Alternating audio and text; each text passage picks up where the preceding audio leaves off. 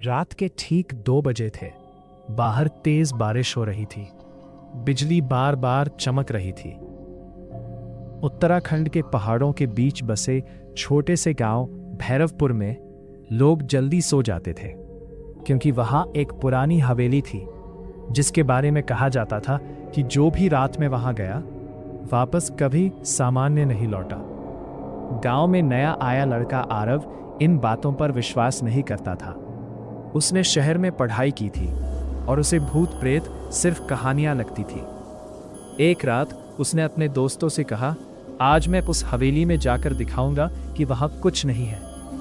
दोस्तों ने बहुत मना किया, लेकिन आरव नहीं माना।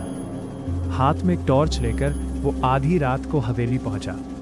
हवेली का बड़ा लोहे का दरवाजा अपने आप चर्रर की आवाज के साथ खुल गया। अंदर चारों तरफ धूल जमी थी।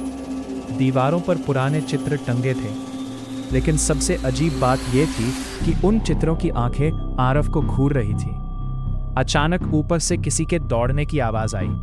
थक थक थक। आरव हिम्मत करके सीढ़ियां चढ़ने लगा।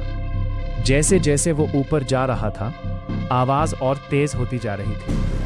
ऊपर पहुंचते ही उसने देखा एक कमरा हल्का खुला हुआ था। कमरे के अंदर से किसी औरत के रोने की आवाज आ रही थी। आरव ने धीरे से दरवाजा खोला। कमरे में एक बूढ़ी औरत पीठ करके बैठी थी। उसके लंबे सफेद बाल जमीन तक लटक रहे थे।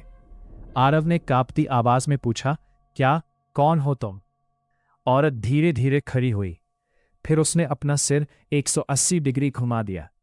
उसका चेहरा पूरी तरह जला हुआ था और उसकी आंखें बिल्कुल काली।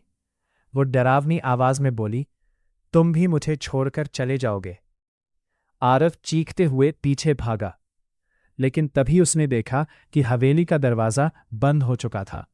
हर तरफ वही औरत दिखाई देने लगी, दीवारों पर, छत पर, आईने में। फिर अचानक सब शांत हो गया।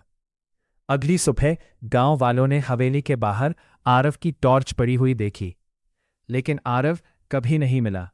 और कहते हैं कि आज भी जब बारिश की रात होती है, उस हवेली की खिड़की में एक नया चेहरा दिखाई देता है, जो मदद के लिए चीख रहा होता है।